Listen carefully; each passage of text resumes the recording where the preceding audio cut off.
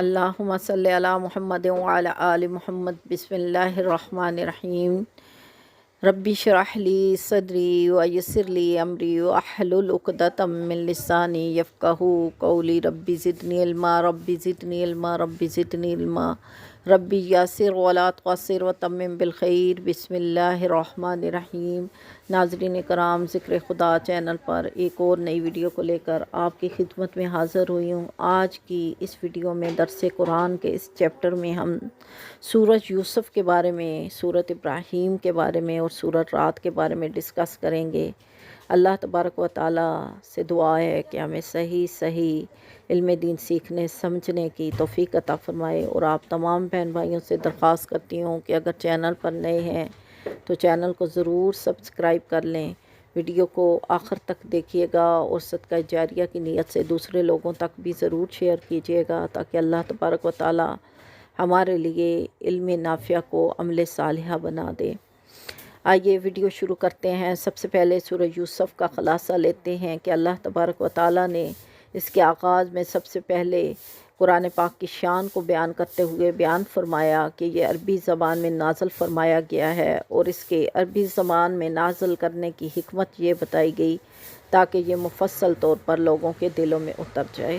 اس کے بعد حضرت یوسف علیہ السلام کے واقعہ کی تمہید ہوئی، اور ان کے واقعہ کی تمہید ان کے خواب سے بیان کی گئی کہ انہوں نے ایک خواب دیکھا جس میں انہوں نے 11 ستارے اور ایک چاند اور سورج کو خود کے سامنے سجدہ کرتے ہوئے دیکھا، اور انہوں نے یہ خواب اپنے والد کو سنایا، جس پر حضرت یعقوب علیہ السلام نے ان کو ہدایت کی کہ وہ اس خواب کے بارے میں اپنے برادران سے ذکر نہ کریں، اور یہ تنبیہ اس لیے تھی تاکہ وہ ان کے بارے میں کوئی بری منصوبہ بندی نہ کر سکیں۔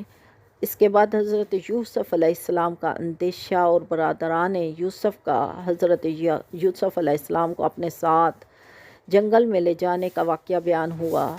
اس کے بعد بھائیوں کا اپنی تجویز جو کہ حضرت یوسف علیہ السلام کے حسد کے بنیاد پہ انہوں نے بنائی تھی کہ وہ حضرت یوسف علیہ السلام کو جنگل میں لے جا کر مار دیں گے، اور حضرت یوسف علیہ السلام کے والد سے کہیں گے کہ انہیں بھیڑیا کھا گیا، اس کے بارے میں ذکر ہوا۔ اور اس کے بعد بھائیوں کا اس تدبیر پر طرز عمل اور حضرت یوسف علیہ السلام کو کنویں میں ڈالنے کا عمل اور ان کے نکالنے کا اللہ تبارک و تعالیٰ کا واقعہ کہ اس نے اس کے لیے کیا تدابیر عطا فرمائی۔ بھائیوں کا حضرت یوسف علیہ السلام کو کنویں سے نکلتے دیکھنا اور اس کو فروخت کرنا، اور پھر مصری خریدار کا اپنی بیوی کو ہدایت کرنا جنہوں نے حضرت یوسف کو خریدا، اور حضرت یوسف علیہ السلام پر احسان الہی، حضرت یوسف علیہ السلام کی علم و حکمت، حضرت یوسف علیہ السلام کا عزیز مصر کی بیوی کو گناہ کی دعوت پر جواب، حضرت یوسف علیہ السلام کی پاک دامنی کا بیان، اور شوہر کو دیکھ کر عورت کا فریب بیان کیا گیا، حضرت یوسف کی پاک دامنی کا قرینہ بیان کیا گیا، عزیز مصر کے سامنے اصل صورتحال کا انکشاف، عزیز مصر کا اپنی بیوی کو ڈانٹ دینا، اور عزیز مصر کی بیوی کے عشق کا چرچا ہو جانا جو یوسف کے ساتھ ہوا، حضرت یوسف کو دیکھ کر عورتوں کا ہاتھ کاٹ لینا، زلیخا کی یوسف کو دھمکی، اور حضرت یوسف کی بارگاہ الہی میں دعا کرنا، اور دعائے یوسف کی قبولیت، اور حضرت یوسف علیہ السلام کے قید خانے میں ڈالنے کا فیصلہ، قید خانے میں 2 قیدیوں کے خواب کی تعبیر بتانا، حضرت یوسف کا اپنے معجزے کا اظہار، اور حضرت یوسف علیہ السلام کا جیل میں تبلیغ فرمانا، حضرت یوسف علیہ السلام کی دعوت توحید، قیدیوں کے خواب کی تعبیر، قید سے آزاد ہونے کی ایک تدبیر اور تقدیر الہی، بادشاہ کا خواب دیکھنا، تعبیر پوچھنا، درباریوں کا بادشاہ کو جواب، شاہی درباریوں کے سامنے ایک پیشکش، اور یوسف علیہ السلام کے خواب کی پھر تعبیر بتانا جو انہوں نے بادشاہ کے خواب کے بارے میں بتائی، اور اس کے اوپر بادشاہ کی درخواست، اور پھر بادشاہ کا یوسف علیہ السلام کو دعوت دینا، اور اس پر آپ کا جواب، اور عورتوں کے معاملے کی تحقیق کروانا، اور اعتراف حق کی طرف مطالبہ کرنا، اور عورتوں سے تحقیق کا مطالبے کا مقصد۔ یہ تمام باتیں حضرت یوسف علیہ السلام کے قصے کو ہمارے درمیان بیان کرتی ہیں۔ اللہ تبارک و تعالی ہمیں صحیح علم دین سیکھنے کی کوشش اور حکمت عطا فرمائے۔ آئیے اب اس کی تفصیل کی طرف جانتے ہیں اور دیکھتے ہیں کہ قرآن پاک اس معاملے میں ہمیں کیا درس عطا کرتا ہے۔ اللہ تبارک و تعالی ہمیں درس سمجھنے، سیکھنے اور عمل کرنے کی توفیق عطا فرمائے۔ تو شروع کرتے ہیں حضرت یوسف علیہ السلام کا ان کے بھائیوں کے ذریعے تکلیف حاصل کرنا اور ان پر ان کے ثابت قدمی کا اظہار لے کر۔ بھائیوں نے ان سے یہ حسد کمایا کہ کیوں نہ ہم انہیں اپنے باپ سے جدا کر کے جنگل میں چھوڑ آئے تاکہ انہیں کوئی بھیڑیا کھا جائے اور یہ مت جائیں معاذ اللہ۔ پھر جب ان کے ایک بھائی جس کا نام یہودا تھا، اس نے ان کو مشورہ دیا کہ اس کو ایسے نہ مارو، نہیں، اس کو کنویں میں گرا دو۔ تو 3 دن تک آپ کنویں کے اندر رہے۔ جب آپ کو کنویں کے اندر گرایا گیا تو روایات میں آتا ہے کہ آپ کے جسم پر 2 قمیص تھے، 2 قمیص۔ ایک قمیص تو انہوں نے اتار لیا تھا جس کے اوپر انہوں نے بکری کا خون لگا کے تو حضرت یعقوب علیہ السلام کو واپس لا کے دیا تھا کہ دیکھیں ہم اپنے بھائی کو ساتھ نہیں لا سکے، اسے تو بھیڑیا کھا گیا ہے۔ اور دوسرا قمیص جو تعویذ بنا کر حضرت یعقوب علیہ السلام نے حضرت یوسف علیہ السلام کے گلے میں ڈالا تھا، یہ تعویذ نسل در نسل ان کے پاس آیا، کیونکہ یہ قمیص اس وقت کا قمیص ہے کہ روایات میں یہ پڑھا ہے کہ یہ تعویذ حضرت جبرائیل علیہ السلام نے حضرت ابراہیم علیہ السلام کو آگ میں ڈالتے ہوئے پہنایا تھا، جس کی وجہ سے ان کے اوپر آگ اثر نہ کر سکی، اور یہی تعویذ پھر منتقل ہوتا، کیونکہ حضرت ابراہیم علیہ السلام کے 2 بیٹے تھے نا، ایک کا نام اسحاق تھا اور ایک کا نام اسماعیل تھا۔ تو حضرت اسحاق علیہ السلام کی اولاد میں سے حضرت یعقوب علیہ السلام پیدا ہوئے اور حضرت یعقوب علیہ السلام سے حضرت یوسف۔ تو یہ دادا پر دادا سے منتقل ہوتا ہوا یوسف علیہ السلام کے پاس آیا، جسے ان کے والد یعقوب نے ان کے گلے میں پہنایا۔ جب انہیں بھیجا گیا یعنی ڈال دیا گیا کنویں میں، تو روایات میں یہ پڑھا گیا کہ اس قمیص کی برکت سے اس کنویں کے اندر روشنی پیدا ہو گئی اور حضرت یوسف علیہ السلام ایک ٹیلے کے اوپر خاموشی سے بیٹھ گئے، اور پھر 3 دن تک یہ بھائی اس کنویں کے اندر دیکھتے رہے، جھانکتے رہے کہ کیا وہ زندہ ہے کہ مر گیا۔ اندھیرا کنواں تھا، اس کے اندر ڈال دیا، اور ڈالنے کے بعد بھی ان لوگوں کو چین نہیں آیا۔ 3 دن تک روز جاتے اور کنویں میں جھانکتے کہ کیا وہ مر گیا کہ ابھی زندہ ہے۔ تیسرے دن ایک قافلہ گزرا، انہیں پیاس لگی اور انہوں نے اپنا ڈول پانی نکالنے کے لیے جب کنویں میں لٹکایا تو یوسف علیہ السلام نے وہ ڈول پکڑ لیا، اور جس نے ڈول ڈالا تھا اس نے ڈول کو کھینچا اور یوسف علیہ السلام کنویں سے باہر آئے۔ تو یہ اس کے بھائی یہ منظر دیکھ رہے تھے۔ جب انہوں نے دیکھا کہ 3 دن بعد بھی یہ زندہ باہر نکل آیا تو وہ فوراً بھاگے آئے اور کہنے لگے قافلے والوں، یہ میرا وہ بھائی ہے، یہ ہمارا ایک بھاگا ہوا غلام ہے۔ بھائی نے کہا یہ ہمارا ایک بھاگا ہوا غلام ہے اور اس نے ہمیں بہت تنگ کیا، اگر تم چاہو تو ہم اسے سستا ہی تمہارے ہاتھوں بیچ دیں گے۔ انہوں نے کہا کیوں نہ اس کو بیچ ہی دیا جائے۔ تو یوسف علیہ السلام کے لیے یہ بہت بڑا صدمہ تھا۔ روایات میں آتا ہے کہ یوسف علیہ السلام نے فرمایا کہ مجھے اس وقت یہ صدمہ نہیں ہوا تھا جب انہوں نے مجھے کنویں میں پھینکا تھا، مجھے صدمہ اس وقت ہوا جب انہوں نے مجھے بھائی ماننے سے انکار کر دیا کہ یہ ہمارا بھائی ہے، اور 20 درہم کے عوض ان کو قافلے والوں کو بیچ دیا گیا، اور قافلے والے پھر انہیں لے کے مصر کے بازار میں آئے، اور مصر کے بازار میں آ کر قافلے والوں نے ان کی بولی لگائی۔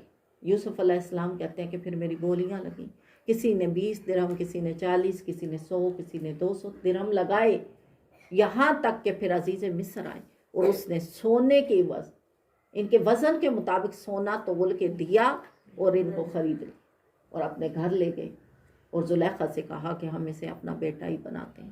پھر یہ شہنشاہ مصر کے گھر میں پلنا شروع ہوا۔ تو دیکھیں یہاں پر ان کے صبر کا واقعہ بیان ہوا۔ ابھی تک جو ہم نے پڑھا یوسف علیہ السلام کا صبر تھا، اور پھر اب جو واقعہ ہم اس کے بعد پڑھ رہے ہیں یہاں پر دیکھتے ہیں کہ قرآن ہماری کیا رہنمائی فرماتا ہے۔ شروع یہاں سے ہوتا ہے کہ اور میں نے اپنے نفس کو بے قصور نہیں بتایا، بے شک نفس تو برائی کا حکم دینے والا ہے، مگر جس پر میرا رب رحم کرے، بے شک میرا رب بخشنے والا مہربان۔ یہ کس کو کہہ رہے تھے؟ حضرت یوسف علیہ السلام یہ کہہ رہے تھے اس بادشاہ کو کہ جس نے جیل سے پھر ان کو رہا کروایا، کیونکہ جب یوسف علیہ السلام کو وہ بادشاہ اپنے گھر میں لایا تو زلیخا کا دل ان کے اوپر مائل ہو گیا۔ بچپن میں ان کے پاس رہے لیکن جیسے ہی یہ سمجھدار ہوئے تو زلیخا ان کے اوپر دل ہار بیٹھی اور کہنے لگی کہ تم میرے ساتھ یہ تعلق بناؤ۔ انہوں نے کہا کہ میں اپنے رب کریم سے ڈرتا ہوں اور کبھی بھی ایسا کام بجا نہیں لاؤں گا کہ جو میرے رب کی اطاعت کے خلاف ہے۔ اور پھر یہ کہ میرا یہ غداری ظاہر ہوتی ہے کہ جس شخص نے مجھے خریدا ہے میں اس کا غلام ہوں، میں اس کے ساتھ غداری کیسے کر سکتا ہوں؟ تو زلیخا نے کہا کہ اگر تم یہ فعل میرے ساتھ نہیں کرو گے تو میں تمہیں جیل میں ڈلوا دوں گی۔ تو انہوں نے اپنے آپ کو جیل میں ڈلوانا پسند کیا، یہ جانتے ہوئے بھی کہ یہ جیل کا سلسلہ لا تعداد ہے۔ اس جیل کا نام زندان تھا، اور زندان میں انسان مر جاتے ہیں۔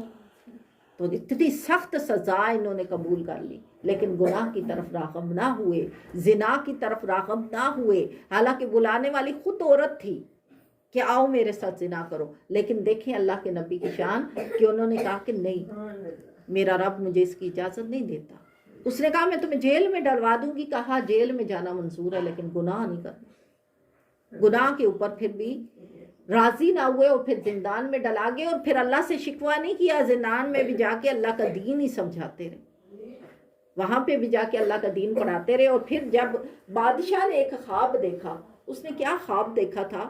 اس نے یہ خواب دیکھا تھا کہ 7 موٹی گائیں ہیں اور 7 پتلی گائیں ہیں، جو پتلی گائیں ہیں وہ موٹی گائوں کو کھائی جا رہی ہیں، اور 7 سبز بالیاں ہیں اور 7 جو ہیں وہ سوکھی بالیاں، تو جو سوکھی بالیاں وہ سبز بالیوں کو کھائی جا رہی ہیں۔ بادشاہ نے اپنے کاہنوں کو بلایا، کیونکہ ان دنوں میں کاہن ہوتے تھے، پادری وغیرہ، تو انہیں بلایا اور کہا کہ میرے خوابوں کی تعبیر کرو۔ تو انہوں نے کہا یہ ایک پریشان خواب ہے، اس کی کوئی تعبیر نہیں ہے، ہم اس کے بارے میں تمہاری کوئی رہنمائی نہیں کر سکتے۔ تو اس نے کہا کہ نہیں، مجھے تو اپنے خواب کی تعبیر چاہیے، مجھے ابھی کے ابھی، یا تمہیں میں ٹائم دیتا ہوں تو مجھے تعبیر نکال کے دو۔ کاہنوں نے اپنے تئیں کوشش کی لیکن کوئی تعبیر نہ لا سکا۔ پھر بادشاہ کے پاس ایک وزیر تھا جس کے خواب کی تعبیر بھی حضرت یوسف نے بلائی تھی۔ یہ ان قید خانے میں رہنے والے ساتھی تھے 2 کہ جنہوں نے اپنا اپنا خواب یوسف کو بتایا تھا۔ ایک نے بتایا تھا کہ میں یہ دیکھ رہا ہوں کہ میرے سر پہ روٹیاں ہیں اور تبے ان روٹیوں کو کھا رہے ہیں، اور دوسرے نے بتایا کہ میں نے یہ خواب دیکھا ہے کہ میں بادشاہ کو جام پہ لا رہا ہوں۔ تو انہوں نے اس کی تعبیر بتائی کہ تم تو بادشاہ کے وزیروں میں سے ہو جاؤ گے، اور تمہیں جو ہے موت کی سزا دی جائے گی، اور تمہاری لاش چیل اور کوے کھائیں گے۔ تو یہ ہی ان کی تعبیر ہوئی۔ تو جو بچ گیا اس نے پھر یوسف کے بارے میں بادشاہ مصر کو بتایا اور کہا کہ اس طرح سے ایک شخص کو میں جانتا ہوں کہ جو آپ کے خواب کی تعبیر دے سکتا ہے۔ بادشاہ نے کہا کہ جاؤ اس کو بلا کے لاؤ۔ پھر جب آپ اس سے تعبیر لائے، یوسف نے باہر آنے سے انکار کر دیا اور کہا کہ پہلے بادشاہ سے یہ پوچھ کے آؤ کہ ان عورتوں کا حال پتہ کرے کہ جنہوں نے اپنے ہاتھ کاٹے تھے، کیونکہ جب یوسف علیہ السلام کے اوپر زلیخا کا دل آ گیا تو عورتیں تانا کرنے لگی کہ دیکھو ایک بادشاہ کی بیوی اپنے غلام کے دل کو لبھاتی ہے۔ تو زلیخا نے اپنے پاک دامنی ثابت کرنے کے لیے کہا کہ میرے گھر آؤ، اور ساری عورتوں کو گھر بلایا اور ان کے ہاتھ کے اندر ایک ایک سیب اور ایک ایک چھری دی، اور یوسف سے کہا کہ جب میں تمہیں آرڈر کروں تم یہاں سے گزرو۔ دیکھو اتنی بڑی سزا دلوانے والی بھی مالکن تھی نا، یوسف نے اس کے سامنے بھی سر نہیں اٹھایا۔ اس نے کہا تم یہاں سے گزرو، تو اس نے کہا ٹھیک ہے میں گزرتا ہوں۔ اور پھر جب عورتوں کے ہاتھوں میں چھریاں دے دی تو زلیخا نے اشارہ کیا یوسف کو سامنے آ۔ تو یوسف جیسے ہی سامنے آئے تو عورتیں ان کا حسن اتنے دیکھنے میں محو ہو گئی کہ اپنے ہاتھ ہی کاٹ دیے۔ اور پھر یوسف علیہ السلام کی اس خوبصورتی کے اوپر زلیخا نے عورتوں سے کہا کہ اب بتاؤ، تم تو مجھے کہہ رہی تھی اس غلام کو دل دے بیٹھی ہو، یہ غلام نہیں ہے، یہ کوئی عام شے نہیں ہے جسے زلیخا نے دل دیا ہے، یہ خاص ہے۔ اسی لیے زلیخا ان کے اوپر دل وارفتہ، اور پھر اس زلیخا کی محبت کو اللہ تعالیٰ نے پاکیزگی عطا فرمائی اور اس نے صبر کیا۔ اور پھر جب یوسف علیہ السلام نے بادشاہ سے یہ کہلا کے بھیجا کہ جاؤ ان سے کہو کہ ان عورتوں کا کیا حال ہے، تو بادشاہ نے عورتوں کو بلایا اور وہ بولی کہ یوسف علیہ السلام بالکل پاک تھے، یوسف علیہ السلام نے کوئی قصور نہ کیا تھا، یہ قصور یقیناً ہمارا تھا۔ زلیخا اس وقت مان گئی۔ تب یوسف علیہ السلام نے کہا کہ اس کو بلا کے لاؤ، اب میرے پاس لاؤ۔ تو یہاں سے اب یہ سلسلہ 13واں پارہ ہمیں بتا رہا ہے کہ جب یوسف علیہ السلام بادشاہ کے دربار میں آئے تو یہ کہنے لگے کہ میں اپنے نفس کو بے قصور نہیں بتاتا، بے شک نفس تو برائی کا حکم دینے والا ہے، مگر جس پر میرا رب رحم کرے، بے شک میرا رب بخشنے والا مہربان ہے۔ یہاں سے یہ بات پتہ چلتی ہے کہ ہر حال میں بچانے والے رب کی ذات ہی ہیں۔ انسان کا کمال نہیں کہ وہ برائی سے بچ سکے، اللہ جس کو چاہتا ہے بھلائی کی توفیق دیتا ہے۔ یوسف علیہ السلام نے اس بات کی شہادت دی اور کہا کہ میں کبھی بھی نہیں بچ سکتا تھا زلیخا کے اس چلن سے اگر میرا رب مجھے اس وقت ہدایت نہ دیتا۔ میرے رب نے مجھے ہدایت دی کہ میں اپنے ایمان پر ثابت قدم رہا، اور اگر میرا رب مجھے ہدایت نہ دیتا تو یقیناً بہکنے والوں میں سے ہو جاتا۔ آج ہمارے نفس بہک جاتے ہیں، اور بہک کیوں جاتے ہیں؟ کیونکہ ہم رب کی یاد سے غافل ہوتے ہیں۔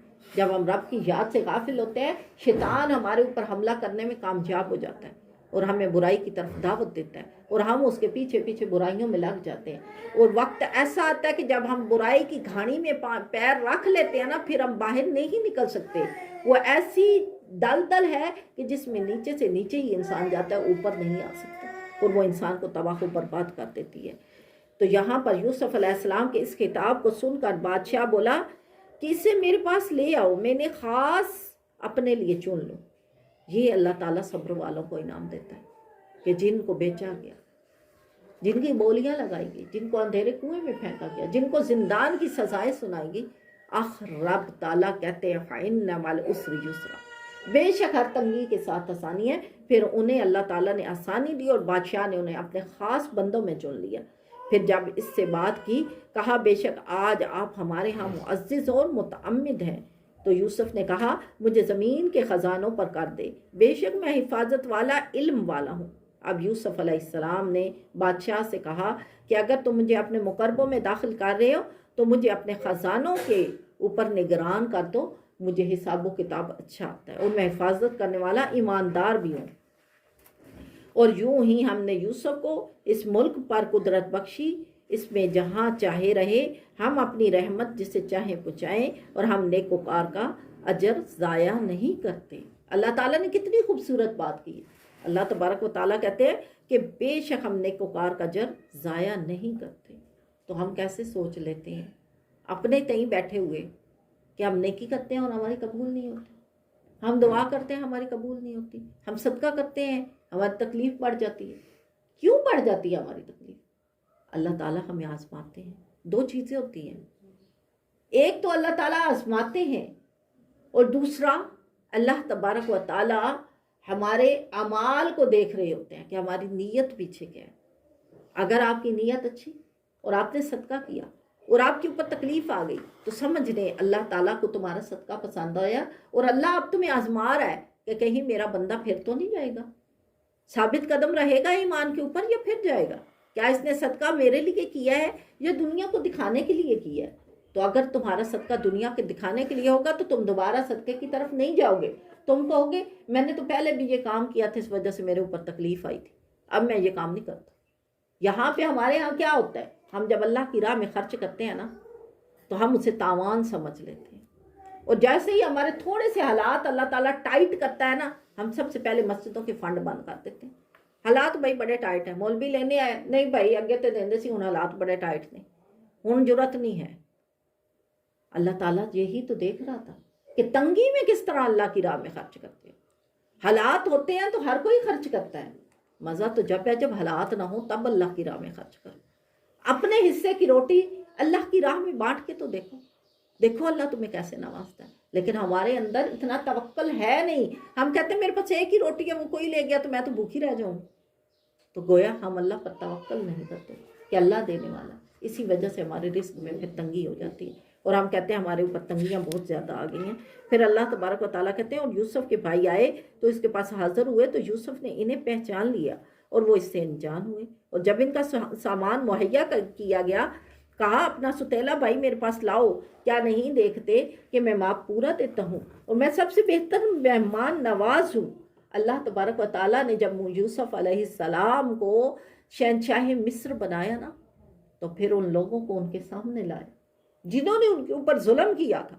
اللہ تبارک و تعالیٰ نے ایک طرح سے ایک سٹیج شو بنایا، اور اس سٹیج شو میں یہ جو پرفارم کیا گیا کہ قحط آ رہا ہے، قحط آیا، اس قحط کی وجہ تھی کہ یوسف علیہ السلام کو غلام بنایا گیا تھا۔ تو اللہ تبارک و تعالیٰ کہتے ہیں کہ یہ غلام میرے نبی بنے، لہٰذا اسی وجہ سے میں سب کو اس کی تکلیف سے آگاہ کروں۔ روایات میں آتا ہے کہ جب فراخی کے سال گزر گئے اور قحط کا زمانہ آیا تو آپ نے بادشاہ اور اس کے خدام کے لیے روزانہ صرف ایک وقت کا کھانا مقرر فرما دیا۔ ایک روز دوپہر کے وقت بادشاہ نے حضرت سے بھوک کی شکایت کی۔ آپ نے فرمایا یہ قحط کی ابتدا کا وقت ہے، پہلے سال میں لوگوں کے پاس جو ذخیرے تھے سب ختم ہو گئے، بازار خالی رہ گئے۔ اہل مصر یوسف علیہ السلام سے جنس خریدنے لگے اور ان کے تمام درہم دینار آپ کے پاس آ گئے۔ دیکھیں اللہ تبارک و تعالیٰ نے سب سے پہلے انہیں خزانے دیے، کیونکہ انہیں غلام بنایا گیا تھا نا، تو اللہ تبارک و تعالیٰ نے سب سے پہلے اپنے اس نبی کو کیا دیا؟ رزق کی فراوانی دی۔ ساری دنیا قحط میں ہے اور ان کے پاس ذخیرے پڑے۔ اللہ تعالیٰ نے ان ذخیروں کے اوپر انہیں بادشاہ بنایا۔ لوگ اپنے پہلے سال جو ہے انہوں نے اپنے سونے دیے، اپنے درہم دینار دیے۔ پھر دوسرا سال آیا تو جو غلے وغیرہ خریدے ہوئے تھے وہ ان کے پاس رکھا کے جو ہے وہ رزق لیا۔ اور پھر تیسرے سال چوپاہے اور جانور دے کر غلے خریدے، اور ملک میں کوئی کسی جانور کا مالک رہا ہی نہیں۔ تمام لوگ جو ہیں اپنے اپنے جانور، پہلے سال انہوں نے کیا دیا؟ اپنے زیورات دیے۔ دوسرے سال وہ جو انہوں نے غلے، مطلب کپاس تھی کسی کے پاس مکئی تھی، کوئی اس طرح کی جناس تھی، وہ دے کے گندم خریدی۔ اور تیسرے سال نوبت یہ آ گئی کہ انہوں نے اپنے جانور جو تھے وہ کھول کے دے دیے۔ اور چوتھے سال یہ نوبت آئی کہ وہ جو انہوں نے اپنے پاس غلام اور باندیاں رکھی ہوئی تھی نا کام والی، ان کو یوسف کا غلام کر دیا کہ ہم تمہیں یہ دیتے، ہمیں غلہ دے دو۔ اور پھر جب پانچواں سال آیا تو تمام اراضی اور جتنی جگیریں تھیں وہ یوسف کو دے دی، کہا کہ اب یہ رکھ لو اور ہمیں غلہ دے دو۔ اور پھر جب چھٹا سال آیا تو کچھ بھی باقی نہ رہا تو انہوں نے اپنی اولادیں بیچنا شروع کر دی، اپنی اولادیں لے جا کے یوسف علیہ السلام کو دے دی کہ ہم تمہیں یہ اولادیں دیتے ہیں، تو میں نے اپنے پاس غلام رکھ لو اور اس کے بدلے ہمیں اتنا غلہ دے دو کہ ہم اپنا جو ہے وقت گزار لیں۔ اور ساتواں سال وہ لوگ پھر آخر کار خود ہی بک گئے، یوسف علیہ السلام سے کہنے لگے کہ ہم بھوک سے مرتے ہیں، تمہیں اپنی غلامی میں رکھ لو، کم از کم ہم تمہارا کام کریں گے لیکن بدلے میں کچھ کھانا تو دو گے نا۔ تو یوسف علیہ السلام کے سامنے تمام لوگ، مصر کی کوئی عورت اب آزاد نہیں رہ گئی تھی، کوئی مرد آزاد نہیں رہ گیا تھا، سب کے سب غلام ہو گئے۔ اور یہ غلام کیوں بنائے گئے؟ کیونکہ یوسف کو غلام بنایا گیا۔ اللہ تعالیٰ چاہتا تھا کہ میرے نبی کو غلامی کرنی پڑی تو اب ساری دنیا اس کی غلامی کرے۔ اسی کام کے لیے یہ سٹیج شو سجایا گیا کہ پہلے جائیدادیں بھی ساری ان کی ہو گئی، زیورات بھی سارے ان کے ہو گئے، مال جانور بھی سارے ان کے ہو گئے، ایون کہ لوگوں نے اپنے بچے تک ان کی غلامی میں دے دیے۔ اور آخر کار پھر اللہ تعالیٰ نے سب لوگوں کو اس قدر کر دیا کہ لوگ خود ہی یوسف کے غلام ہو گئے۔ تو ساری دنیا اب یوسف کی غلام اور یوسف بادشاہ۔ دیکھیں اللہ تعالیٰ نیکوں کا نیک ضائع کرتا ہے، تو اللہ تبارک و تعالیٰ نے یہ عظمت عطا فرمائی، ایسی بادشاہی یوسف کو عطا فرمائی جو ان سے پہلے کسی طرح کسی کو نہ ملی۔ تو پھر جب یہ بادشاہ ہوئے تو اب ان کے وہ بھائی جنہوں نے ان کے اوپر ظلم کیا تھا وہ ان کے پاس آئے۔ جب ان کے پاس آئے تو اللہ تبارک و تعالیٰ نے کہا کہ اے یوسف دیکھ، یہ وہی لوگ ہیں جنہوں نے تجھے بیچا تھا، آج تجھ سے غلہ خریدنے آئے ہیں۔ دیکھیں یوسف علیہ السلام کا کردار کہ اپنے بھائیوں کو غلہ بھی دیتے ہیں اور اس کے ساتھ ساتھ ان کی رقم بھی ان کے تھیلوں میں واپس ڈال لیتے ہیں، اور ساتھ انہیں کیا کہہ رہے ہیں؟ اپنا وہ بھائی جو تم گھر میں چھوڑ آئے اس سے بھی لے آؤ، وہ آئے گا تو اس کے حصے کا علیحدہ سے تمہیں غلہ دیا جائے گا۔ تو کیا تم دیکھ نہیں رہے ہو میں کتنا امانت دار ہوں؟ تو اب یوسف علیہ السلام کے بھائی گھر جاتے ہیں اور یعقوب سے کہتے ہیں کہ دیکھو ہمیں ایک اونٹ کا بوجھ اور مل جانا تھا اگر آپ ہمیں بنیامین کو بھیج دیتے۔ حضرت یوسف کا ایک بھائی تھا سگا، اس کا نام بنیامین تھا، اور کبھی بھی حضرت یعقوب اپنے ان بیٹوں کے ساتھ ان کو حوالے نہیں کرتا تھا، کیونکہ وہ پہلے یوسف کو قسمیں کھا کے لے گئے تھے اور پھر اسے کنویں میں ڈال دیا تھا۔ اور پھر قمیض لا کے جب یعقوب علیہ السلام کو دکھائے گی تو یعقوب علیہ السلام نے قمیض دیکھتے ہی کہا کہ دیکھو کتنا عقل مند تھا وہ بھیڑیا کہ یوسف کو کھا گیا مگر قمیض کو پھاڑا بھی نہیں۔ تو یعقوب علیہ السلام گویا ان سے یہ کہہ رہے تھے کہ یوسف زندہ ہے، اگر بھیڑیا ان کو کھاتا تو وہ نوچنے کے لیے قمیض پھاڑتا، تو اگر قمیض ثابت تم گھر لے آئے ہو تو اس کا مطلب ہے کہ یہ خون جو تم نے لگایا یہ یوسف کا نہیں۔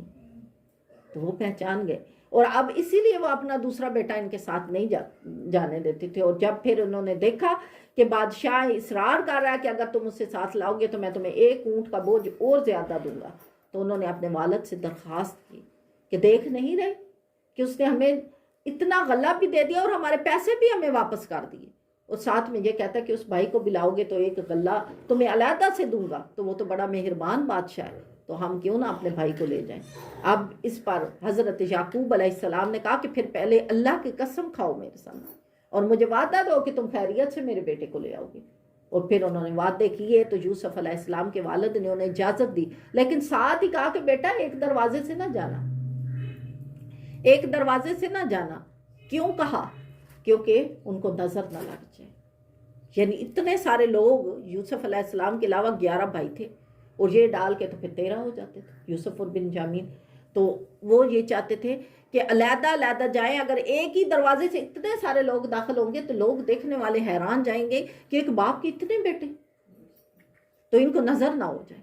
اس لیے انہوں نے کہا کہ علیحدہ علیحدہ دروازوں سے جانا، اور میں تمہیں اللہ کے سپرد کرتا ہوں۔ یہاں سے ہمیں یہ بات پتہ چلتی ہے کہ نظر برحق ہے، ہر ایک کو لگ جاتی ہے، اور پھر اللہ کے سپرد بھی اپنی اولادوں کو کیا کریں، کیونکہ اللہ امانت دار ہے۔ جب اس کو کوئی امانت سونپتے ہیں تو وہ خیر و عافیت سے امانت واپس لوٹ آتی ہے۔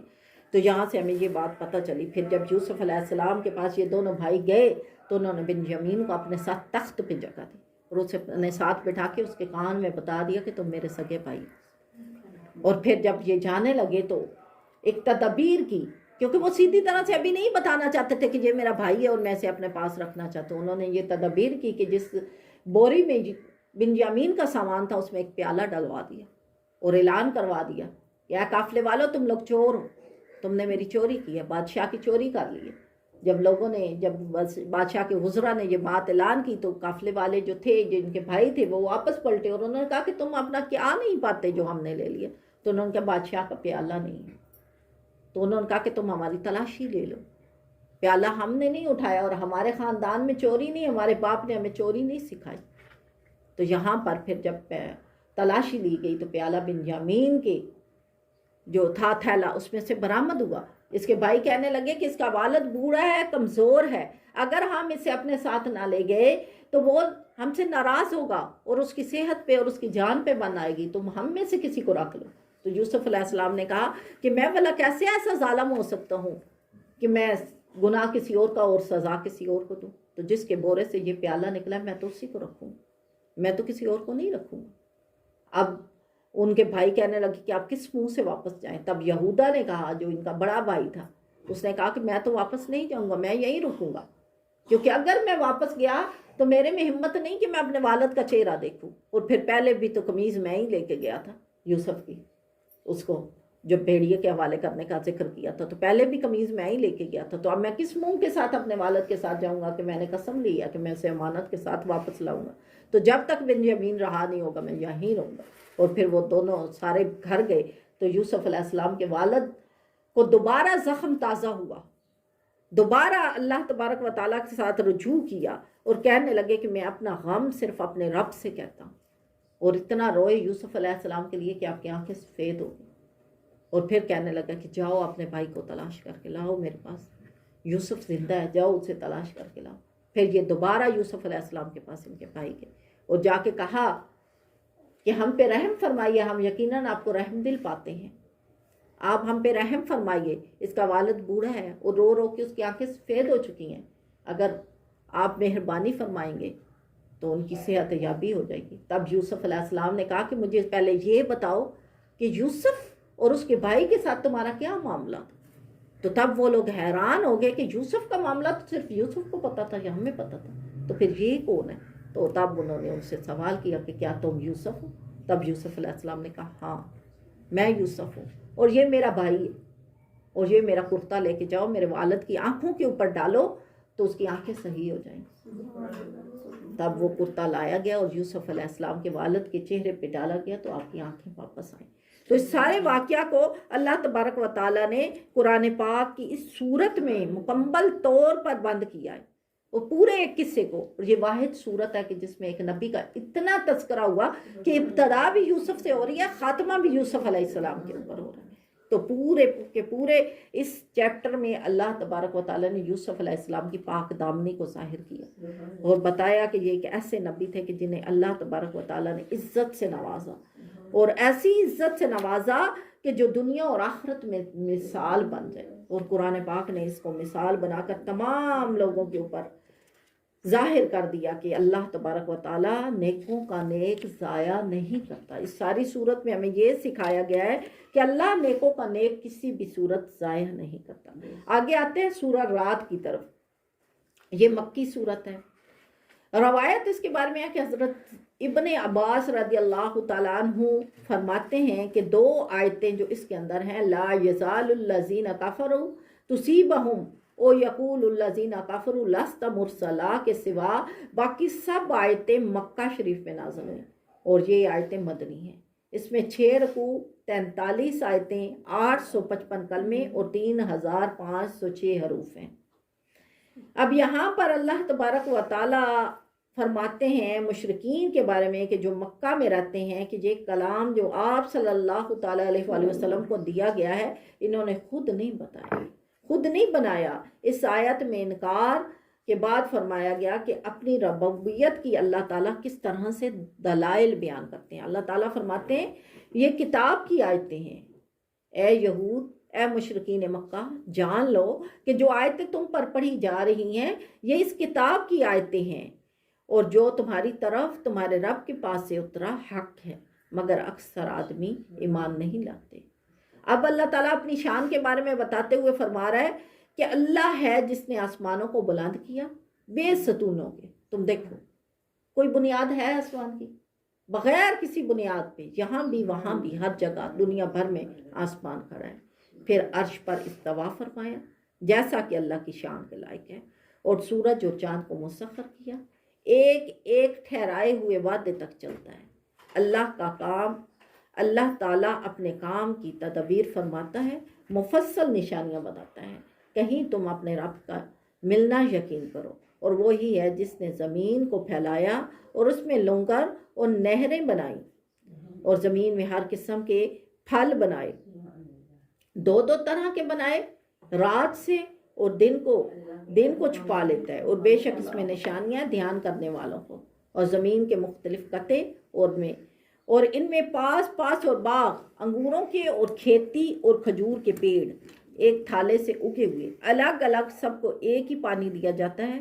یہ نشانیاں ہیں عقل مندوں کے لیے۔ کتنی خوبصورت اللہ تعالیٰ نشانی بتا رہے ہیں کہ دیکھو بندو، کیا تم ایک درخت سے نہیں سبق لیتے کہ زمین میں جب بیج بویا جاتا ہے تو اس بیج کو پانی ایک ہی طرح کا دیا جاتا ہے، زمین بھی ایک ہی طرح کی ہوتی ہے، پھر وہ پھل علیحدہ علیحدہ کیسے ہو جاتے ہیں، ان کا رنگ علیحدہ علیحدہ کیسے ہو جاتا ہے، ان کا ذائقہ علیحدہ علیحدہ کیسے ہو جاتا ہے؟ تو کون ہے جو انگور کو سبز اور انار کو سرخ کر دیتا ہے؟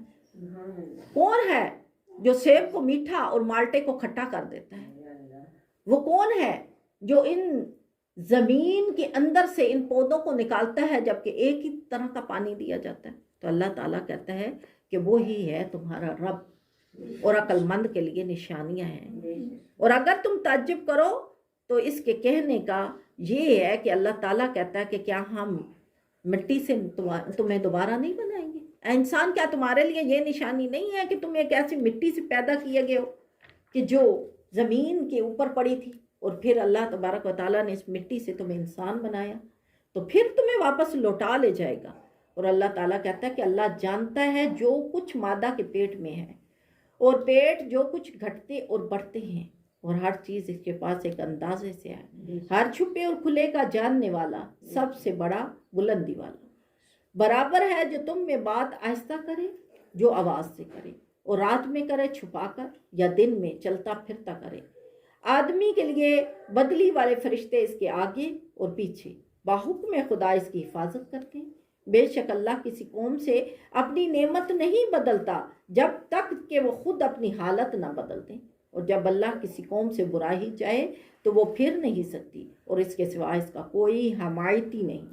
دیکھیں کتنی خوبصورت نصیحت قرآن پاک ہمیں کہہ رہا ہے کہ اللہ تعالیٰ نے ہمارے لیے فرشتوں کو لگا رکھا ہے جو ہماری حفاظت کرتے ہیں، اور وہ اس وقت تک ہماری حفاظت کرتے ہیں جب تک ہم اپنے ایمان اور توکل کے اوپر ہوتے ہیں۔ اور جب ہم اپنے ایمان اور توکل کو شیطان کے حوالے کر دیتے ہیں تب اللہ تعالیٰ کہتا ہے کہ اب تم میرے بندے نہیں، اب تم اس شیطان کے بندے ہو چکے ہو۔ تو بے شک اللہ تو روشنیوں کی طرف لے جاتا ہے، لیکن شیطان تمہیں اندھیروں میں گرا دیتا ہے، اور وہ اندھیرے تمہیں کبھی پھر روشنی کی طرف نہیں آنے دیتے۔ اور اللہ تعالیٰ کہتا ہے کہ وہی ہے جو تمہیں بجلی دکھاتا ہے ڈرنے کے لیے، تاکہ تم اس بجلی کی کڑک سے ڈرو اور تمہیں عقل آئے کہ یہ بجلی آسمان پر کس نے بنا دی، اور بھاری بدلیاں اور گرج اس سے سراتی ہیں اور پاکی بولتی ہیں۔ اللہ تعالیٰ کہتا ہے یہ جو گرج ہے یہ بھی جب بولتی ہے تو اللہ کی پاکی کو بیان کرتی ہے۔ اور اللہ ہے جو سب کچھ کرتا ہے اور اس کی پکڑ سخت ہے، اسی کا پکارنا سچا ہے، اور اس کے سوا جن کو پکارتے ہیں وہ ان کی کچھ بھی نہیں سنتے، مگر اس طرح کہ جو پانی کے سامنے اپنی ہتھیلیاں پھیلائے بیٹھا ہے کہ اس میں منہ میں پہنچ جائے، اس کے منہ میں پہنچ جائے اور وہ ہرگز نہیں پہنچے گا، اور کافروں کی ہر دعا پھٹکتی پھرتی ہے۔ اللہ تعالیٰ کہتے ہیں کافروں کی مثال ایسے ہی ہے کہ جیسے کوئی بندہ ٹوٹی کھولے، پانی تو آ رہا ہے لیکن پانی ہاتھ کے اوپر آ رہا ہے، منہ کو کیسے پہنچے گا؟ منہ کے اوپر لانے کے لیے ہاتھ کو منہ کی طرف لانا پڑے گا۔ ٹوٹی کے نیچے ہاتھ کر لینے سے پانی منہ میں نہیں چلا جائے گا۔ اسی طرح اللہ تعالیٰ کہتا ہے کہ میری ہدایت تو آتی ہے لیکن جو اس کو پکڑ کے اپنے دل میں محفوظ کرتا ہے وہ ایمان والا ہو جاتا ہے، اور جو اس ہدایت کو سامنے دیکھتا تو رہتا ہے مگر اس کو استعمال نہیں کرتا۔ ایک آسان سی مثال لی جائے تو جیسے عطر والی شیشی، اب عطر والی شیشی کے اندر عطر تو ہے مگر کس کام کا؟ جب خوشبو نہیں آ رہی۔ جب اس عطر والی شیشی کے ڈھکن کو دبایا جاتا ہے، پرفیوم باہر آتا ہے تو ہر طرف خوشبو پھیل جاتی ہے۔ اسی طرح ایمان کے بارے میں اللہ تعالیٰ ڈسکس فرماتا ہے کہ ایمان بھی اسی وقت پھیلتا ہے جب آپ اس کو سیکھتے ہیں۔ جب تک آپ کہتے ہیں میں مسلمان ہوں لیکن وہ مسلمان ہے عطر کی شیشی کی طرح ہے، اس کے اندر ایمان شاید ہے لیکن کسی کو نظر تو تب آئے گا نا جب تم اس ایمان کو ظاہر کرو گے۔ اور ظاہر کیسے کرو گے؟ اپنے آداب کے ذریعے، اپنے اطوار کے ذریعے، اپنے طریقوں کے ذریعے، اپنے سلیقوں کے ذریعے۔ اور ہمارا طریقہ اور ہمارا سلیقہ آپ صلی اللہ تعالیٰ علیہ وآلہ وسلم کا اسوہ حسنہ ہے۔ جتنا زیادہ ہم اسوہ حسنہ کی طرف جائیں گے اتنے ہمارے طریقے، اتنے ہمارے اطوار اچھے ہوتے چلے جائیں گے۔ اور ان کو اچھا کرنے کے لیے ہمیں کیا چاہیے؟ ہمیں علم چاہیے۔ اسی لیے کہا علم کو حاصل کرو، خواہ تمہیں گود سے گور تک جانا پڑے۔ علم حاصل کرتے کرتے گود سے نکلو تو علم حاصل کرنا شروع کر دو، اور گور تک جاتے ہوئے علم حاصل کرو۔ قرآن کہتا ہے قُلْ هَلْ يَسْتَوِي الْأَعْمَى وَالْبَصِيرُ، کیا بتاؤ بھلا برابر ہو جائیں گے اندھے اور آنکھوں والے؟ ام هَلْ تَسْتَوِي الظُّلُمَاتُ وَالنُّورُ، کیا بھلا برابر ہو جائیں گے اندھیرے اور اجالے؟ کیا اندھیرا اور اجالا ایک جیسا ہوتا ہے؟ ام جعلوا للہ شرکاء، اللہ تعالیٰ کہتا ہے کیا اللہ کے لیے ایسے شریک ٹھہراتے ہو جنہوں نے اللہ کی طرف کچھ بنایا تو انہیں ان کا اور اس کا بنایا ایک سا معلوم۔ تم فرماؤ اللہ ہر چیز کو بنانے والا ہے۔ قل اللہ خالق کل شیء وہو الواحد القہار، اللہ تعالیٰ کہتا ہے اللہ ہی ہر چیز کو بنانے والا ہے، وہ اکیلا ہے، سب پر غالب ہے، اللہ تعالیٰ کے علاوہ کوئی چیز نہیں ہے۔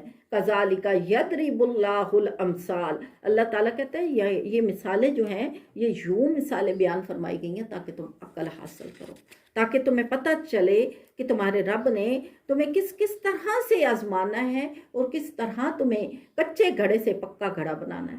سونا کندن کب بنتا ہے؟ جب آگ میں جلتا ہے۔ جس سونے کو آگ میں جلایا نہیں جاتا اس سے زیور نہیں بنتے، اور زیور انسان کی خوبصورتی کو بڑھاتا ہے۔ اسی طرح جس ایمان کو جب تک علم کے پانی سے سنجویا نہیں جاتا اس وقت تک وہ علم کسی کام کا نہیں، وہ ایمان نہیں دیتا۔ اور ایمان آتا ہے تو انسان نکھرتا ہے، انسان خوبصورت ہوتا ہے۔ جس طرح ظاہری جسم کو زیور خوبصورت کرتا ہے اسی طرح علم انسان کے باطنی جسم کو خوبصورت کرتا ہے۔ تو علم کے لیے اللہ تعالیٰ نے بہت درجات دیے ہیں، اور اللہ تعالیٰ نے کہا ہے کہ علم کے راستے پہ جب تمہیں چلو گے تکلیفیں آئیں گی، اور تکلیفوں کا مقابلہ صبر کی دوائی سے کرنا، اور ان کے لیے مدد ڈاکٹر کے طور پر نماز کو استعمال کرنا۔ وہ نماز تمہارا ڈاکٹر ہے اور وہ صبر تمہارا علاج ہے، تمہاری دوائی ہے۔ اور اس کو اللہ تعالیٰ کہتا ہے کہ صبر کس چیز کا نام ہے کہ اللہ کی راہ میں بانٹو، بانٹتے جاؤ، کبھی علم بانٹو، کبھی عمل بانٹو، کبھی رزق بانٹو، کبھی جان بانٹو، ہر چیز اللہ کی راہ میں دے دو، تمہارا کچھ بھی نہیں، تم سب کرایہ دار ہو۔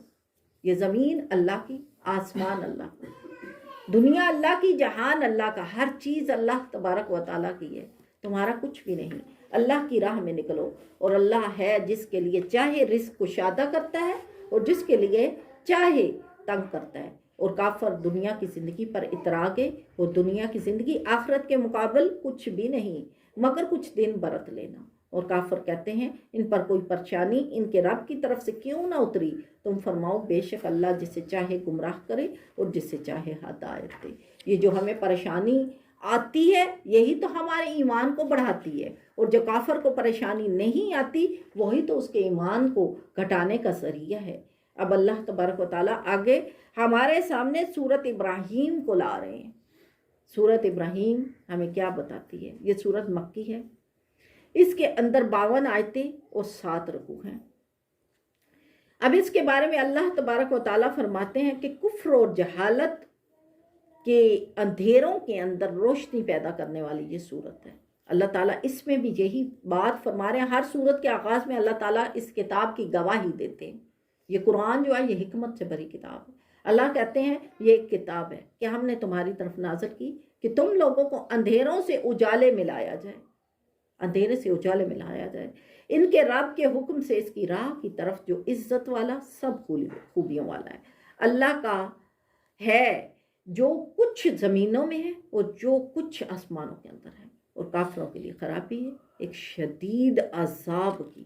اور پھر اس میں موسیٰ علیہ السلام کی نشانیوں کے بارے میں ذکر کیا گیا، اور ان کے صبر گزاری کے بارے میں بتایا گیا کہ انہوں نے کس طرح سے صبر گزاری کی، اور موسیٰ علیہ السلام کی قوم کے بارے میں بتایا گیا کہ کس طرح اللہ نے ان کو فرعون سے نجات دی تھی کہ جو ان کے بیٹوں کو ذبح کرتا تھا اور ان کی بیٹیوں کو زندہ رکھتا تھا۔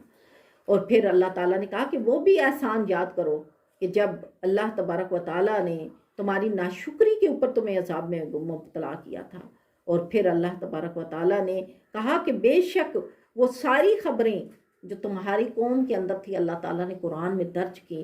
پھر اللہ تبارک و تعالیٰ نے قوم نوح کے ذکر کو بیان کیا کہ کس طرح نوح علیہ السلام نے 950 سال تبلیغ کی لیکن ان کی قوم نہ ایمان لائی، تو کس طرح اللہ تعالیٰ نے اس قوم کو برباد کیا۔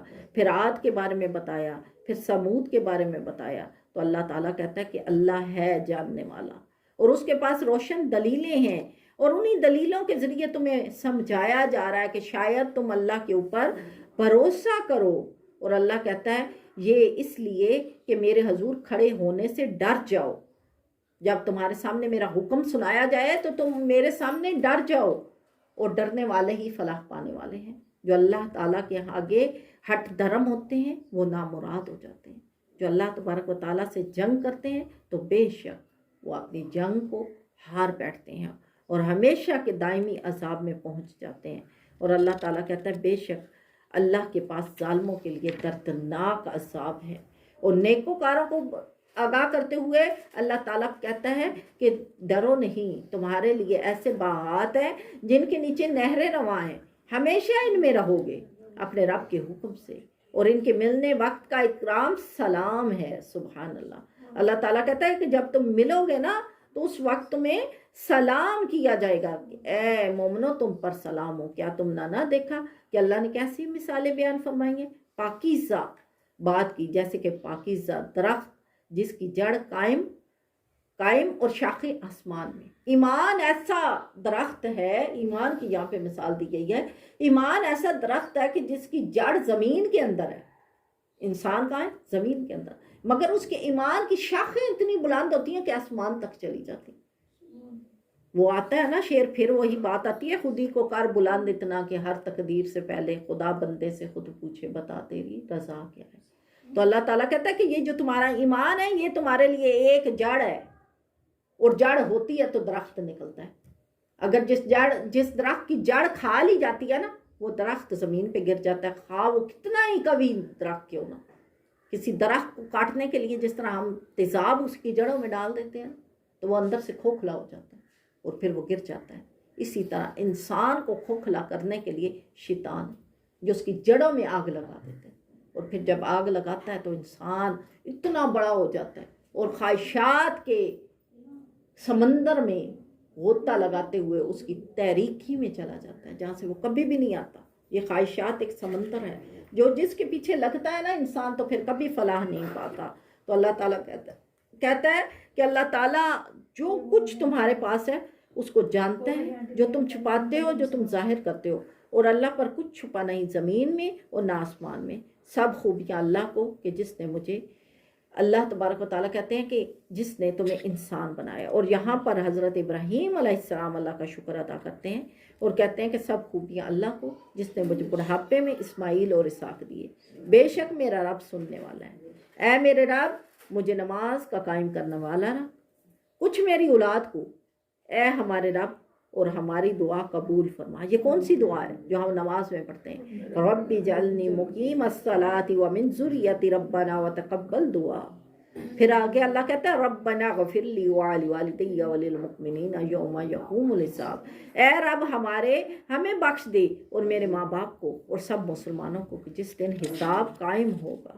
تو بے شک اللہ تعالیٰ کہتا ہے کہ ہرگز اللہ تبارک و تعالیٰ ظالموں کو راہ نہیں دیتا، اور بے شک اللہ تعالیٰ فرماتے ہیں تو ہرگز خیال نہ کرنا کہ اللہ اپنے رسولوں سے کیا گیا وعدہ خلاف کرے گا، بے شک اللہ غالب ہے، بدلہ لینے والا ہے۔